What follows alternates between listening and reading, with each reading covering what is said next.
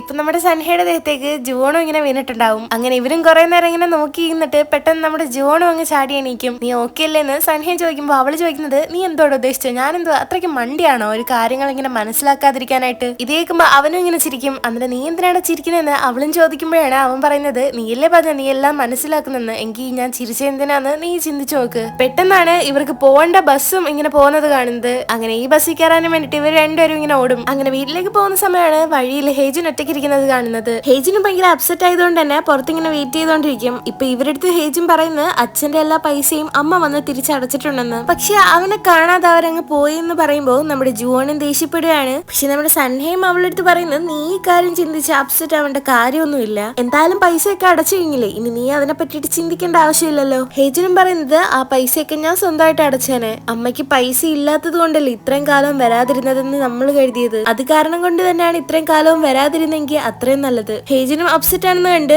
ഇവർ രണ്ടുപേരും അവരുടെ ഫുഡ് അവനും കൊടുക്കുന്നു. ഹേജനും വീട്ടിൽ ചെല്ലുമ്പോൾ അച്ഛനും ഇങ്ങനെ ഇരുന്ന് ഡ്രസ്സൊക്കെ കഴിയുന്ന കണ്ട് അവനും കൂടെ കൂടുകയാണ് അച്ഛന്റെ. എന്നിട്ട് അവനും പറയുന്നുണ്ട്, എന്റെ അമ്മ വന്ന് നിങ്ങൾക്ക് പൈസ എല്ലാം തിരിച്ചു തന്നു എന്നുള്ള കാര്യം എനിക്കറിയാം, അതെന്റെ കോളേജിലേക്കുള്ള ഫസ്റ്റ് ഇയറിന്റെ ട്യൂഷൻ ഫീസ് എല്ലാം കവർ ചെയ്യാനും വേണ്ടിട്ട് യൂസ് ചെയ്യാം, പിന്നെ ബാലൻസ് പൈസ ഞാൻ പാർട്ട് ടൈം ജോബ് ചെയ്തിട്ട് തിരിച്ചു തരാമെന്നും പറയുകയാണ്. അച്ഛനും ചോദിക്കുന്നത്, ഇതെങ്ങനെയാ നീ അറിഞ്ഞെന്ന്. അപ്പൊ അവനും പറയുന്നുണ്ട്, ഞാൻ ആന്റിയെ കാണാൻ പോയിരുന്നു, ആന്റിയെ കാണാനായിട്ട് അവരെത്തി, പക്ഷെ എന്നെ കാണാൻ വന്നില്ല, ചിലപ്പോൾ ഭയങ്കര ബിസി ആയിരുന്നു കാണും, ഇനി അഥവാ ഫ്യൂച്ചറിലും കാണാം എന്നെ കാണാനും വേണ്ടിട്ട് ഇവിടെ വന്നു കഴിഞ്ഞാൽ എനിക്ക് അമ്മയെ കാണണ്ട എന്ന് ഞാൻ പറഞ്ഞു എന്ന് പറഞ്ഞേരെ, എന്തായാലും പൈസയൊക്കെ അടച്ചോണ്ട് ഇനി വരാനും ചാൻസ് കുറവായിരിക്കും എന്നിങ്ങനെ പറയുന്ന ഹേജുൻ. നമ്മുടെ അച്ഛനും ഇപ്പൊ ഹേജുന്റെ അടുത്ത് പറയുന്നത്, ഇനി നീ എന്നോട് പൈസ തിരിച്ചടക്കുന്നതിന്റെ കാര്യങ്ങളോ ഒന്നും പറയണ്ട, നീ എനിക്ക് തിരിച്ചു തരാനായിട്ടും ഒന്നും തന്നെ ഇല്ല, ജോൺ പറയാത്ത കാര്യങ്ങള് നീയും പറയണ്ട എന്നിങ്ങനെ പറയുകയാണ്. കാരണം അച്ഛൻ അവന് സ്വന്തം മകനെ പോലെ തന്നെയാണ് കാണുന്നത്. അച്ഛന് ജുവോണും ഹേജനും ഒരേപോലെ തന്നെയാണ്. പക്ഷെ ഇത് കേട്ടിട്ട് നമ്മുടെ ഹേജനും ഒന്നും റിപ്ലൈ കൊടുക്കാതെ അവിടെ നിന്ന് പോകുന്നു. ഹേജൻ ഇവരുടെ ഫ്രണ്ട് നോർമൽ ആയിട്ട് ബിഹേവ് ചെയ്യുന്നുണ്ടെങ്കിലും രാത്രിയിൽ അവൻ ഒറ്റയ്ക്ക് കിടന്ന് കരയുന്നുണ്ട്.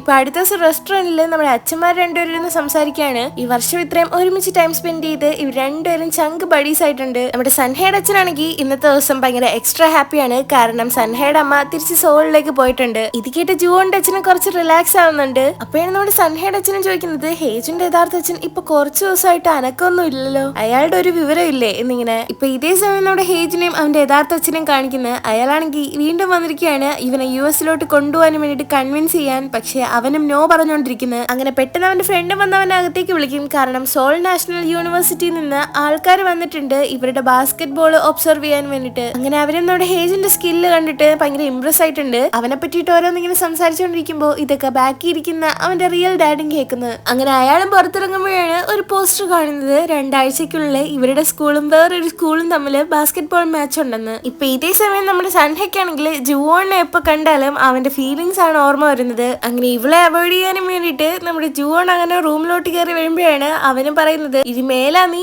ഈ ഫ്ലോറിലേക്ക് വരരുത്, കാരണം പറ്റുന്നില്ല, എനിക്ക് അടുത്ത ആഴ്ച ഒരു എക്സാം ഉണ്ടെന്ന്. എന്നിട്ട് അവളെ പോകാതിരിക്കുമ്പോ അവൾ എങ്ങനെയെങ്കിലും തള്ളി പുറത്താക്കുകയാണ് അവൻ. ഞാൻ കുറെ സൂക്ഷിക്കേണ്ടിയിരിക്കുന്നു എന്ന് അവന് ചിന്തിക്കുന്നു. ഇതിനുശേഷം നമ്മുടെ ജുവോണും അപ്സെറ്റ് ആണ്. ഹേജിന്റെ അടുത്ത് എന്തുകൊണ്ടായിരിക്കും സൻഹ ഈ ഇടയായിട്ട് ഇങ്ങനെയൊക്കെ പെരുമാറുന്നതെന്ന് ചോദിക്കുമ്പോൾ അവന്റെ സീനിയർ ഇയർ എക്സാമിൽ എഴുതാൻ പോകുന്നത്, അതിന്റെയൊക്കെ കുറച്ച് ഫ്രസ്ട്രേഷൻ കാണുമെന്നും അവൻ ഇങ്ങനെ പറയാണ്. അടുത്ത ദിവസം ഇവള് ക്ലാസ്സിലോട്ട് ചെല്ലുമ്പോഴാണ് അവളുടെ കൂട്ടുകാരിയും ഇതേ സീനിയർ ഇയർ എക്സാം എഴുതാൻ പോകുന്ന അവളുടെ ക്രഷിന് വേണ്ടിയിട്ട് ഒരു സപ്പോർട്ടിംഗ് കാർഡൊക്കെ റെഡിയാക്കാണ്. ഇവളുടെ പേരാണ് ജയോൺ. നമുക്ക് കഴിഞ്ഞ കുറെ എപ്പിസോഡായിട്ട് ഇവളെ കാണാം. അപ്പൊ നിന്റെ മറ്റേ ബോയ് ഫ്രണ്ട് എന്തിയെ എന്നിങ്ങനെ ചോദിക്കുമ്പോ, അന്ന് പാർക്കിൽ വെച്ച് ഒരു പേടിത്തൊണ്ടെന്ന കണക്ക് അവനങ്ങ് ഓടിപ്പോയി, അതുകൊണ്ട് ഞാൻ അവനെ തേച്ച് എന്നിങ്ങനെ അവളും പറയും. അപ്പോഴാണ് നമ്മുടെ ജോണിന്റെ തലയിൽ ഒരു ഐഡിയ വരുന്നത്, സൻഹ എന്തായാലും സ്ട്രെസ്സിലാണ്, അവന് വേണ്ടിയിട്ട് ഇങ്ങനെ ഒരു സംഭവം ഉണ്ടാക്കിയാലോന്ന്. അതുകൊണ്ട് നമ്മുടെ താലുമായിട്ട് ചേർന്ന് അവൾ ഹേജിനും സൻഹയ്ക്കും വേണ്ടിയിട്ട് ഇങ്ങനെ കാർഡൊക്കെ റെഡിയാക്കുന്നത്. അതും കൂടാതെ അവൾ സേവ് ചെയ്ത് വെച്ചിരുന്ന പൈസ എല്ലാം എടുത്ത് അവർക്ക് വേണ്ടിയിട്ട് ചോക്ലേറ്റ്സ് മേടിക്കുകയാണ്. അങ്ങനെ എക്സാമിന്റെ അന്ന് രാവിലെ ഇവർ രണ്ടുപേരെയും ബെസ്റ്റ് ഓഫ് ലക്ക് ഒക്കെ പറഞ്ഞ് എക്സാമിന് പറഞ്ഞു വിടുകയാണ്. അങ്ങനെ ഇവരും പോയി കഴിഞ്ഞിട്ട് നമ്മുടെ ജോണിന്റെ അച്ഛൻ ഇങ്ങനെ പറയുന്നത്, ഇവർ രണ്ടുപേരും തിരിച്ചു വരുമ്പോൾ നല്ല രീതിയിൽ ഫുഡ് എടുക്കാനും വേണ്ടിയിട്ട് ഓരോന്നൊക്കെ കുക്ക് ചെയ്യണം എന്നിങ്ങനെ പറയാണ്. നമ്മുടെ സൻഹയുടെ അച്ഛനും പറയുന്നത്, പിള്ളേരെ അത് അവരുടെ രീതിയിൽ അങ്ങ് സെലിബ്രേറ്റ് ചെയ്തോളും, നമുക്ക് പോയി 2 ഡ്രിങ്ക്സ് അടിക്കാമെന്ന്. ഇതും കേട്ട് അവളും പ്ലാൻ ചെയ്യുന്നത് നമ്മുടെ ദാലിനെയും കൂടെ രാത്രിയിൽ ഇൻവൈറ്റ് ചെയ്യാമെന്ന്. ഇപ്പൊ എക്സാമിന് പോയ 2 ചേട്ടന്മാരെ കാണിക്കാണ്. നമ്മുടെ സൻഹ ആണെങ്കിൽ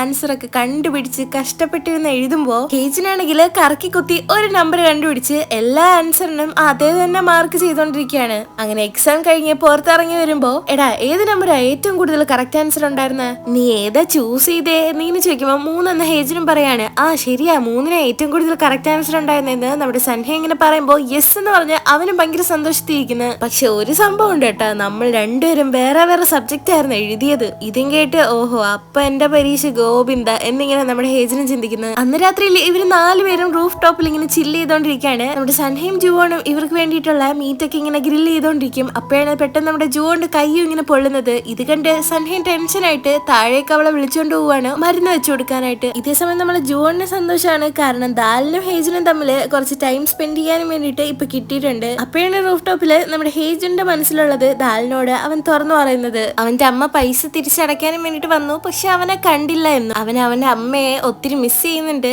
ഒപ്പം ഒത്തിരി വെറുക്കുന്നുണ്ട്. പക്ഷെ വെറുക്കുന്നതിനെക്കാട്ടിലും കൂടുതൽ മിസ്സാണ് ചെയ്യുന്നതെന്ന് പറയാണ്. അന്ന് അമ്മയെ തിരക്കി നടക്കുന്ന നമ്മുടെ ഹേജിനെ അവള് കണ്ടിട്ടുണ്ടായിരുന്നു. മറ്റാരും അറിഞ്ഞില്ലെങ്കിലും ഇവൾ അറിയണമെന്ന് അവന് തോന്നി. അതുകൊണ്ടാണ് അവൻ ഇപ്പൊ പറഞ്ഞിരിക്കുന്നത്. ഇവന്റെ കഥയും കേട്ട് നമ്മുടെ ദാലു വരുന്ന ഇങ്ങനെ കരയും. എന്തിനാ കരയുന്നതെന്ന് ഇങ്ങനെ ചോദിക്കുമ്പോ മറ്റാരെങ്കിലും കരയുന്നുണ്ടെങ്കിൽ എനിക്ക് അപ്പ കരച്ചിൽ വരുമെന്ന് അവളും ഇങ്ങനെ പറയാണ്. എന്നിട്ട് നമ്മുടെ ഹേജിനും ഇപ്പൊ അവളടുത്ത് പറയുന്നത് പിന്നെ എനിക്കൊരു കാര്യം അറിയാൻ കേട്ടോ, നിനക്ക് സൻഹയെ ഇഷ്ടമാണെന്നുള്ളത്. ഇതും കേട്ടിട്ട് നമ്മുടെ ദാലും എന്തുവാ എനിക്ക് സൻഹയെ ഇഷ്ടമാണെന്നോ? നീ പേടിക്കണ്ട, ഞാൻ ഇത് സൻഹ എടുത്ത് പറഞ്ഞിട്ടില്ല. അവളും എനിക്കതിന് സൻഹ ചേട്ടനെ ഇഷ്ടമല്ല എന്നിങ്ങനെ അവളും പറഞ്ഞോണ്ടിരിക്കും. ഓ ശരി ശരി, എനിക്ക് നിനക്ക് ഇഷ്ടമല്ലെങ്കിൽ ഇഷ്ടമല്ല, നീ അങ്ങനെ പറയത്തുള്ളെന്ന് എനിക്ക് അറിയാമല്ലോ. അപ്പോഴാണ് അവിടെ ഇരിക്കുന്ന ഉള്ളിയൊക്കെ എടുത്ത് അവളും ഇങ്ങനെ തിന്നുന്നത്. ഇത് തുപ്പാനും വേണ്ടിട്ട് അവൻ പറയുന്ന സൗണ്ട് കേട്ട് താഴെ രണ്ടുപേരും ഓടി വരുന്നത്. ഇപ്പൊ നമ്മുടെ ഹേജിനും വാച്ചിയും നോക്കിയിട്ട് ലാസ്റ്റ് ബസ്സിലല്ലേ നിനക്ക് പോവാനുള്ളത്, താമസിച്ച് വീട്ടിൽ ചെന്ന അമ്മ വഴക്ക് പറയത്തില്ലേ എന്ന് പറഞ്ഞ് അവളുടെ ബാഗ് എടുത്ത് സൻഹയുടെ കൊടുത്തിട്ട് എടാ അവളെ അങ്ങോട്ട് ബസ് സ്റ്റോപ്പിലേക്ക് ആക്കിയേരെ. ഇതും കേട്ട് നമ്മുടെ ദാലും ചോക്കായിട്ട് ഇരിക്കുമ്പോ ജുവോണും ഹേജിനെ അടുത്ത് പറയുന്നത് എടാ നീ കൊണ്ടാക്കാൻ. ഹേജിനും ദാലും കൂടെ ഒരുമിച്ച് പോയി കഴിഞ്ഞാൽ ജുവോണും സൻഹയും കൂടെ ഒറ്റയ്ക്കാവും. സൻഹയ്ക്ക് എങ്ങനെയെങ്കിലും അവളെ അവോയ്ഡ് ചെയ്യണമെന്നാണ് ആഗ്രഹം.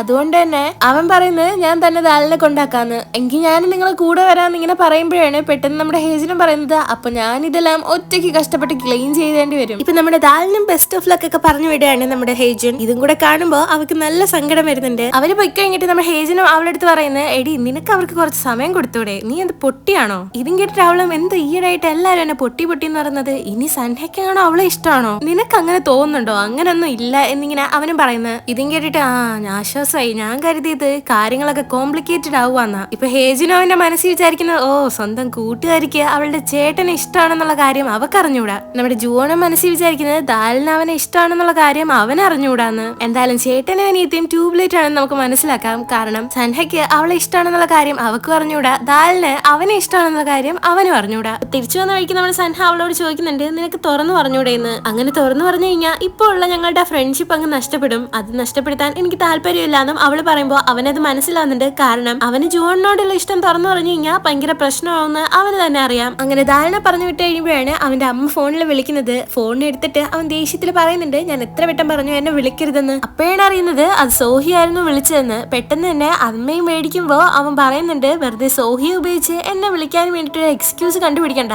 അവന്റെ അമ്മ അവന്റെ അടുത്ത് പറയുന്നത് ഇപ്പൊ എന്തായാലും നിന്റെ എക്സാം ഒക്കെ കഴിഞ്ഞില്ലേ, ഇനി കോളേജിന്റെ കാര്യം നീ ചിന്തിക്കണ്ടേ, സോളിലുള്ള ഏതെങ്കിലും നല്ലൊരു കോളേജിൽ അഡ്മിഷൻ വേണമെങ്കിൽ ഞാൻ ഹെൽപ്പ് ചെയ്യാമെന്നും പറയാണ്. അതിന്റെ ആവശ്യമില്ല, ഞാൻ ഇവിടത്തുള്ള കോളേജിലാണ് പഠിക്കാൻ പോകുന്നതെന്ന് സൻഹയും പറയുന്നത്. ഇതും കേട്ട് അവന്റെ അമ്മയും ദേഷ്യത്തില്ല, എന്തോ അവിടുത്തെ കോളേജിൽ പഠിക്കുന്നോ, നീ എന്തിനാ എന്നെ ഇങ്ങനെ അത്രയ്ക്ക് അവോയ്ഡ് ചെയ്യുന്നത്, ഞാൻ മരിക്കാൻ കിടന്നാൽ പോലും നീ എന്നെ വന്നൊന്ന് കാണത്തില്ലേ. ഇത് പറഞ്ഞിട്ട് അമ്മയും കോള് കട്ട് ചെയ്യും. പക്ഷെ ഈ കാര്യം കേട്ടിട്ട് നമ്മുടെ സൻഹയും ഭയങ്കര അപ്സെറ്റ് ആവുന്നു. അടുത്ത ദിവസം അവൻ സ്കൂളിൽ ചെല്ലുമ്പോ അവന്റെ സാറ് മോക്ക് ടെസ്റ്റിന് കിട്ടിയ മാർക്കൊക്കെ കാണിച്ചിട്ട് പറയുന്നുണ്ട് നിനക്ക് നല്ല മാർക്ക് ഉണ്ട്, നിനക്ക് സോളിലുള്ള ഒരു നല്ല മെഡിക്കൽ കോളേജിൽ ഈ മാർക്ക് വെച്ചിട്ട് അഡ്മിഷൻ കിട്ടുമെന്ന് പറയുമ്പോ വീണ്ടും സൻഹ പറയുന്നത് ഇവിടെ തന്നെ പഠിക്കുമെന്നാണ്. എങ്കിൽ ഇക്കാര്യം ഞാൻ നിന്റെ അച്ഛനോട് സംസാരിക്കാമെന്ന് സാറും പറയുന്നത്. ഇതേ സമയം നമ്മുടെ ഹേജന്റെ സാറും അവന്റെ അടുത്ത് പറയുന്നത് നീ ഒരു നല്ല ബാസ്കറ്റ്ബോൾ പ്ലെയർ ആണ്, നിനക്ക് വേണമെങ്കിൽ സോളിലുള്ള ഏത് കോളേജിൽ വേണമെങ്കിലും അഡ്മിഷൻ കിട്ടും നിന്റെ ഗെയിമിന്റെ ബേസിസിൽ. പക്ഷെ അവന് സാറിനോട് പറയുന്നത് ഞാൻ ഇവിടെ തന്നെ പഠിക്കാൻ പോകുന്നെന്ന്. സാറും കുറെ കഷ്ടപ്പെട്ട് അവൻ എങ്ങനെ കൺവിൻസ് ചെയ്യാൻ ശ്രമിക്കുന്നുണ്ടെങ്കിലും അവൻ അതൊന്നും സീരിയസ് ആയിട്ട് എടുക്കുന്നില്ല. ഇപ്പൊ കുറച്ച് ദിവസങ്ങൾക്ക് ശേഷം നമ്മുടെ ഹേജന്റെ സ്കൂളിലെ ബാസ്കറ്റ്ബോൾ ടീം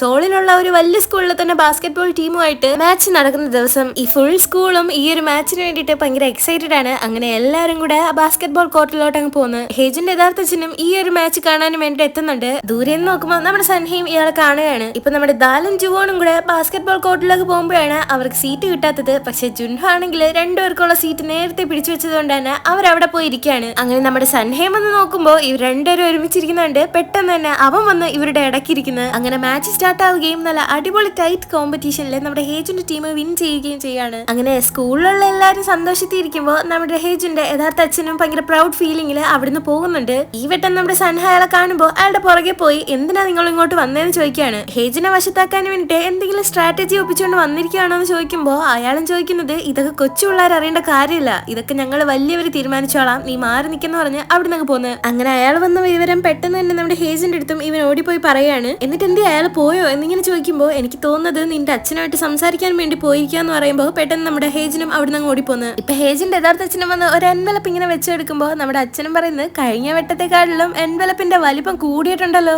അയാളും അത് തുറന്നിട്ട് ഹേജിന് വേണ്ടിയിട്ട് US ബാസ്കറ്റ്ബോൾ ഫെസിലിറ്റീസ് ഉള്ള കോളേജിന്റെ ഓരോ നോട്ടീസൊക്കെ ഇങ്ങനെ എടുത്തു വെക്കും. ഇതൊക്കെ അവന് നല്ല രീതിയിൽ ഉപകാരപ്പെടും, അവൻ സക്സസ്ഫുൾ ആവുന്നതിൽ നിന്ന് നിങ്ങളാണ് അവനെ പിന്നിലേക്ക് വലിക്കുന്നതെന്നും അയാൾ പറയുകയാണ്. താൻ അവനെ എന്റെ കൂടെ പറഞ്ഞു വിട്, ഞാൻ അവന് വേണ്ടിയിട്ട് എല്ലാം ചെയ്യാമെന്ന് പറയാണ്. ഇത് കേട്ടിട്ട് നമ്മുടെ സൻഹയുടെ അച്ഛനും അങ്ങോട്ട് കയറി വന്നിട്ട് അയാളടുത്ത് ദേഷ്യപ്പെടുന്നത്. ഹേജിനെ കൊച്ചിലെ ഉപേക്ഷിച്ച് കളഞ്ഞിട്ട് ഇപ്പൊ എന്ത് തന്റെ ഇടത്തിലാണ് താൻ ഇപ്പൊ വന്ന് ഇങ്ങനെ സംസാരിക്കുന്നത്? പിള്ളേർക്ക് നല്ല ഫുഡ് മാത്രം കുക്ക് ചെയ്ത് കൊടുത്താൽ പോരാ, അവർക്ക് പഠിക്കാനും വേണ്ടിയിട്ടുള്ള സൗകര്യങ്ങളും കൂടി ചെയ്തു കൊടുക്കണം. അതിനു വേണ്ടിയിട്ട് ഇങ്ങേരുടെ കൈ പൈസ ഒന്നും തന്നെ ഇല്ല എന്നും നമ്മുടെ ഹേജിന്റെ യഥാർത്ഥ അച്ഛൻ പറയുന്നത്. ഇത് കേട്ടിട്ട് നമ്മുടെ അച്ഛനും പറയുന്നത് ഞാൻ ഹേജിനെ US വിടും, പക്ഷെ അത് തന്റെ പൈസക്കില്ല, എന്റെ പൈസക്ക്. ഈ പഴയ റെസ്റ്റോറന്റ് വെച്ചോണ്ട് താൻ എങ്ങനെ പൈസ ഉണ്ടാക്കാൻ അത്രയും എന്നിങ്ങനെ ചോദിക്കും. ഇതും കേട്ടിട്ട് നമ്മുടെ സൻഹയുടെ അച്ഛന് ദേഷ്യം വന്ന് അയാളെ അടിക്കാനും വേണ്ടിട്ട് വരും. അപ്പോഴാണ് ഹേജിന്റെ യഥാർത്ഥ അച്ഛനും ഓടിക്കളയുന്നത്. തിരിച്ചു പോകുന്ന വഴിക്ക് നമ്മുടെ ഹേജിനെ കാണും. ഹേജിനും ചോദിക്കുന്നത് എന്റെ അച്ഛനോട് താൻ എന്തോ പറഞ്ഞത്? ഞാൻ നിന്നോട് പറഞ്ഞത് എന്താണോ അത് തന്നെ അയാളോടും പറഞ്ഞത്, എന്റെ കൂടെ നീ US വാ, ഒരു വലിയ കോളേജിലെ ബാസ്കറ്റ്ബോൾ ടീമിൽ നിനക്ക് വെറും സിമ്പിൾ ആയിട്ട് ഞാൻ അഡ്മിഷൻ മേടിച്ചു തരാം. ഹേജിന് പറയുന്നത് ഇത് ഞാൻ ഇനി ഒരു വട്ടം കൂടെ പറയത്തുള്ളൂ, ഞാൻ നിങ്ങളെ കൂടെ എവിടെയും വരുന്നില്ല. അപ്പോഴാണ് അയാളും പറയുന്നത്